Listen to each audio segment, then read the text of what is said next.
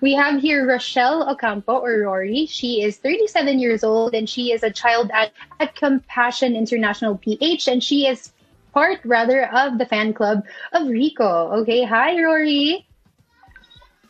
Kilala ko yan. Hello. Good evening. Kilala. Walang laglagan. Okay, Rory, good evening sa'yo. Rory, gaano ka na ba katagal na fan ni Rico? Nako. Siguro mga early 2000s, mga 2004, 2005 yata. Tama ba? Kaya mga ganon. So, matanda na. Ayan. 15 years.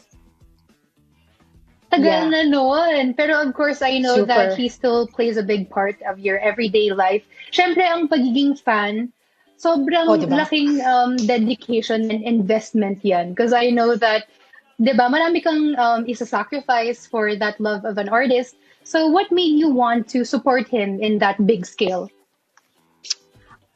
Thank you for the wonderful question. Kasi si Rico, ever since he's been pouring his heart out sa lahat ng mga ginagawa niya. So may it be music, art, or sa acting, sa lahat. So very genuine na artist siya. So hindi niya fini-fake yung mga bagay-bagay. So tsaka ayun, craft niya talaga yan eh. Yung siya talaga. So bihirang-bihira kang makakahanap ng artist na parang lahat na lang yata alam. Ano na lang yung hindi mo alam gawin, Corix? So, yun ang isang question sa amin na hindi pa namin masagot-sagot is kung ano yung hindi pa alam gawin ni Corix.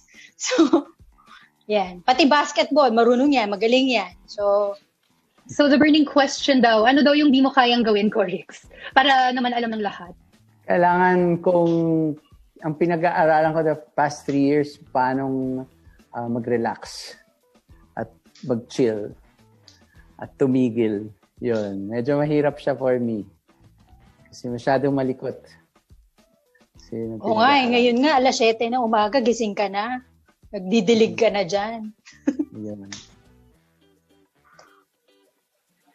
Ayan, Rory, now you know yung kryptonite ni Rico Blanco. So as a fan since 2005, meron ka na bang special memory? And can you take us into the photos that are flashing right now on screen? Maganda yung mga photos eh. Madami. Teka, ito launch ng album ng dating gawe sa Alphonse Bistro yan sa Pasig. So, yan. Pati family ni Corix nandun. Ito, birthday niya yata to if I'm not mistaken. So, birthday niya to, I don't know if it's 2014 or 2015. Parang ganyan. Doon din sa Bistro. This one, nasa Venice Piazza ito na concert. Tapos parang niregaluhan namin si Rico nung parang collage ng portrait niya. Tapos may iba-ibang pictures ng gigs. Hindi ko alam kung naalala mo yun, Corix. So, naalala ko yun. Yan, yung day na yun. Tapos, ayan yung birthday niya sa Bistro. 40th birthday niya yan. Last year lang yun. Last year. 40th? Oo. Oh, last year lang yan, di ba? Oh, sige na. Yan yung may 40 cupcakes kami. Grabe yung memory ni Rory at may laglagan din pala ng age dito today.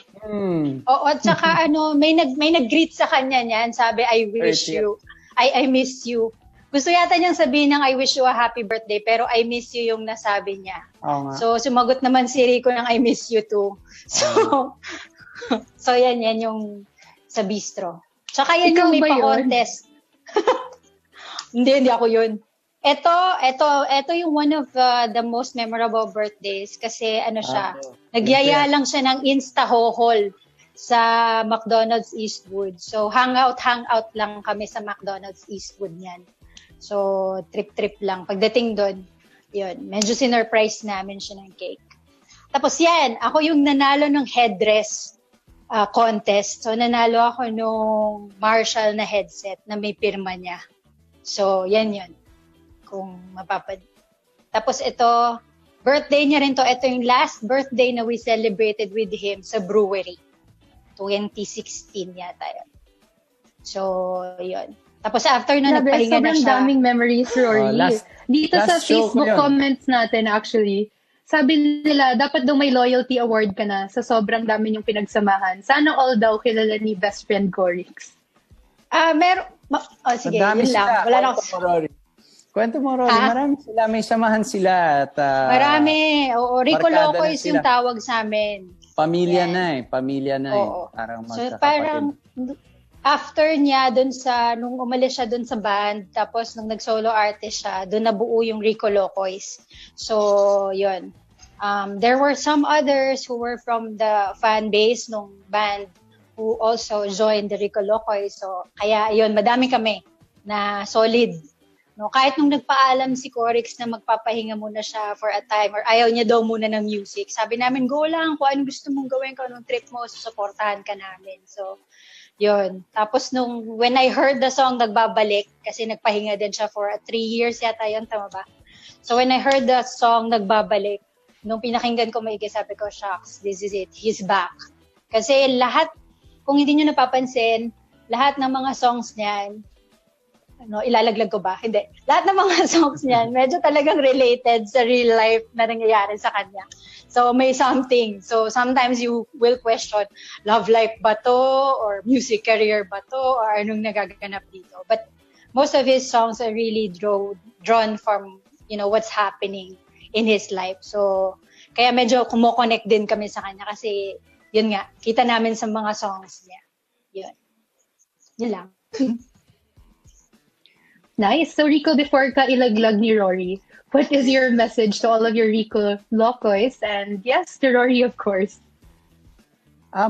It just makes, whenever I hear them or I read their posts, or I just see their support throughout the years, sila Rory and Rico Locos, both yung kasama sa mismong Facebook group at hindi.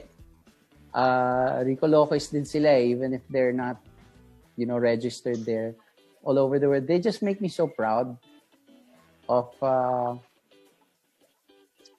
parang feeling ko kasi yung tipo ng fans na meron ang isang artist o isang tao, reflection ng kung nung artist or nung celebrity or nung politician or nung tao din eh.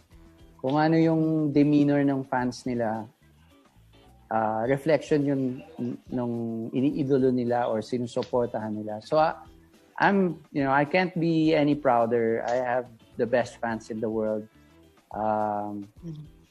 Wala akong masabi. Salamat, Rory. Mahal ko kayo lahat. Ito, may mga nagme-message. May mga kasamahan natin. Yeah, sobrang dami. Actually, sinusupport nila yung statement ni Rory na ang dami nilang mga solids. So, isa-isa na silang naglalabasan dito sa Facebook comments natin. And they are actually asking for some shout-outs. Okay.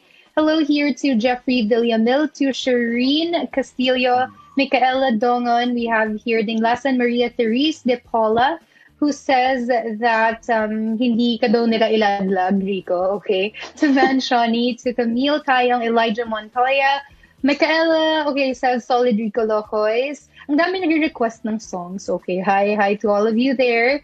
And hello to Mark Navarro. All right. Thank you, Rory, for your time today. Salamat, and continue supporting Rico. So, any final wish for Rico before we let you go today? Alam naman niya yung wish namin for him. No, sana mahanap niyo na yung lifetime partner niya para hindi siya mag-isang nagka-quarantine ngayon. So, yun. So, sana matagpuan. Magkita na sila. So, pero of course, good health for him and his family. Yan. Thank you. Salamat. Okay, bye. Thank you, Rory. Now we are moving on to our final caller of the night. We have here Kato. She is all the way from Vietnam. She is 37 already, and she is an assistant outlet manager. Ayan, hi, Kat. Hi. No, original. Yan yung OG. Hi. Yan yung OG. OG talaga, Kat. So how long have you been a fan? Since day one. Hindi ko naman. High school pa. Sa River Maya pa. Grounders pa. Kabatch ko si Rory. Oo nga. medyo, ewan ko, nauna ako ng konti, una siya. Basta kabatch ko sila Ate Farah. Yeah. Yun. Kamusta? Nahiya ako. DJ Alice, matagal ko nang hindi nakikita to kasi sa shows eh. Dahil wala na siya dito.